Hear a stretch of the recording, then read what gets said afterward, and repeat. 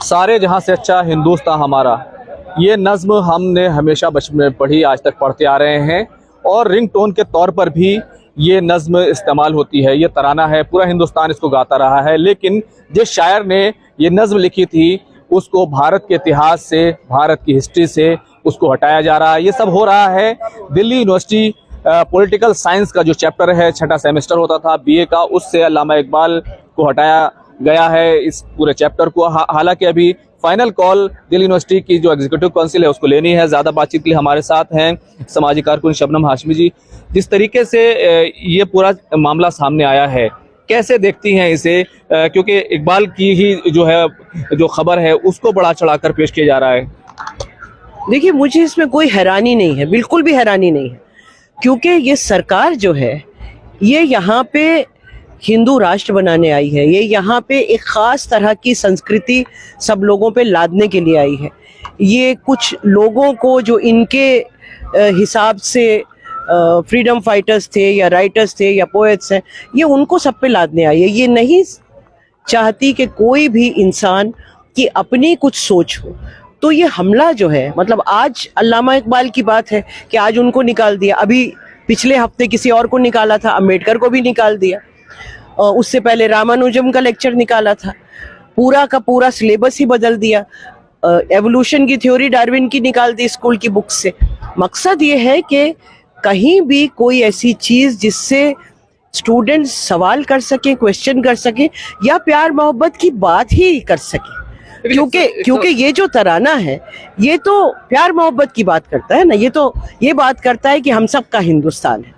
लेकिन एक सवाल जो हमेशा भारतीय जनता पार्टी उठाती रही, या फिर जो फिर हिस्ट्री में भी ये सवाल आता है, अल्लामा इकबाल को एक उन पर यह आरोप ये है कि पाकिस्तान का जो नज़रिया है वो कहीं ना कहीं उनकी शायरी से निकल कर आया, वो उसकी बुनियाद जो है उन्होंने रखी, इस तरह का आरोप भी है। देखिए, उस टाइम टू नेशन थ्योरी जब शुरू हुई तो उसमें कई लोग थे जो उसमें बहे। अब कुछ बहे, कुछ नहीं बहे, कुछ पे आरोप लगा, कुछ पे सही लगा, कुछ पे गलत लगा। वो सारी चीज़ें तो डिबेट का मकसद, डिबेट का टॉपिक है।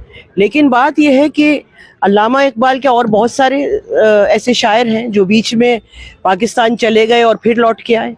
ऐसे बहुत सारे सिंगर्स हैं जो उस टाइम, पार्टीशन के टाइम तो पता ही नहीं था ना कि हो क्या रहा है, समझ में भी नहीं आ रहा था लोगों की क्या हो रहा है। और एक लार्ज सेक्शन था मुसलमानों का, बहुत बड़ा सेक्शन था, जिन्होंने पार्टीशन का बिल्कुल अपोजिशन किया।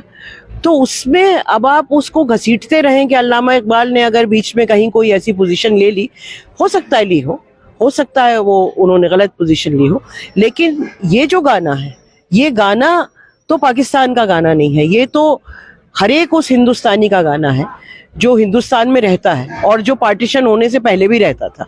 तराना तो बैन नहीं हो रहा है, लेकिन जिस तरीके से जो चैप्टर था मॉडर्न इंडियन पॉलिटिकल थॉट, उसमें पढ़ा जाता, आपने खुद भी जिक्र किया कि दूसरे लोगों को भी हटाया गया है।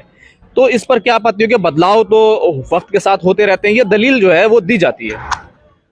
नहीं, ये बदलाव की बात नहीं है, ये बात ये है कि जो भी हिस्ट्री है, और हिस्ट्री चाहे वो लिटरेचर की हो, चाहे वो जो बाकायदा जो टाइम की हिस्ट्री हो या किसी और, वो उन सबको, उसमें जो कुछ भी है उस सबको वो मिटा देना चाहते हैं, साइंस की हिस्ट्री को भी मिटा देना चाहते हैं। तो ये मामला ये नहीं है कि बदलाव है तो इसलिए सिलेबस बदल गया, कुछ खास तरह से ही बदल रहा है ना, कि आप कुछ ही लोगों को हटा रहे हैं। वो लोग जो या तो उनका नाम मुसलमान है, या वो लोग जो एक सोच रखते हैं जो डेमोक्रेटिक है, जो सेकुलर है, जो कॉन्स्टिट्यूशन में यकीन रखती है, आप सबको नहीं हटा रहे। ऐसा नहीं है कि आप सबको हटा रहे हैं। और आप जिनको लेके आ रहे हैं, सावरकर जैसे को, वो लोग हैं जिन्होंने अंग्रेजों से माफिया मांगी और अपना रिहाई के लिए। ऐसा नहीं है कि उन्होंने अपनी भगत सिंह की तरह जान दे दी। मतलब आप जो तुलना कर रही हैं वो सावरकर बनाम अल्लामा इकबाल, उनके ऊपर आरोप है कि उन्होंने पाकिस्तान का नजरिया दिया। सावरकर पर आप कह रही हैं कि उन्होंने अंग्रेजों से माफी मांगी, तो क्या सावरकर को भी हटाना था? मेरा तो देखिए, बात यह है कि जो कुछ, पहली बात तो ये कि ये सरकार का काम नहीं है।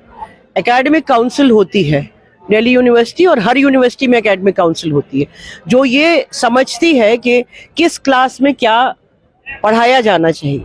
अभी जो एकेडमिक काउंसिल्स को सुपरसीड किया जा रहा है या वहाँ पे आरएसएस के लोगों को बिठाया जा रहा है और वो डिसाइड कर रहे हैं कि क्या पढ़ाया जाएगा और क्या नहीं। और साइंस में भी, जैसा मैंने कहा कि साइंस में भी आप एवोल्यूशन थ्योरी नहीं पढ़ाएंगे, आप एवोल्यूशन हटा देंगे तो एवोल्यूशन हटा दिया तो आगे की बहुत सारी चीजें खुद ही समझ में नहीं आएंगी। अच्छा, अब क्योंकि 2 कमेटियां थी, दोनों जगह से पास हो गया, अब फाइनल दिल्ली यूनिवर्सिटी की जो एग्जीक्यूटिव काउंसिल है उसको फैसला लेना है, आप उससे क्या कहेंगी? उससे यही कहूंगी कि इस तरह के जो चेंजेस लाए जा रहे हैं और थोपे जा रहे हैं उनको रिजेक्ट करें। वो रिजेक्ट नहीं करेंगे वो बात अलग है, क्योंकि अभी तक जितने चेंजेस हुए वो भी रिजेक्ट नहीं हुए। बहुत बहुत शुक्रिया। तो सीधे तौर पर पूरा विवाद जो है वो बढ़ गया है, हर एक के अपने तर्क हैं और जाहिर सी बात है जो लोग इस कदम की मुखालफत कर रहे हैं वो ये सवाल ज़रूर उठा रहे हैं कि आखिर मुस्लिम्स नाम या फिर सेकुलर नाम ही क्यों हटाए जा रहे हैं। इस तरह के सवाल जो उठाए जा रहे हैं, हालांकि दूसरी तरफ से भी ये दलील दी जा रही है कि ये तो आम बदलाव है जो हमेशा होता रहा है। खुर्रम शहजाद, न्यूज़ 18 दिल्ली।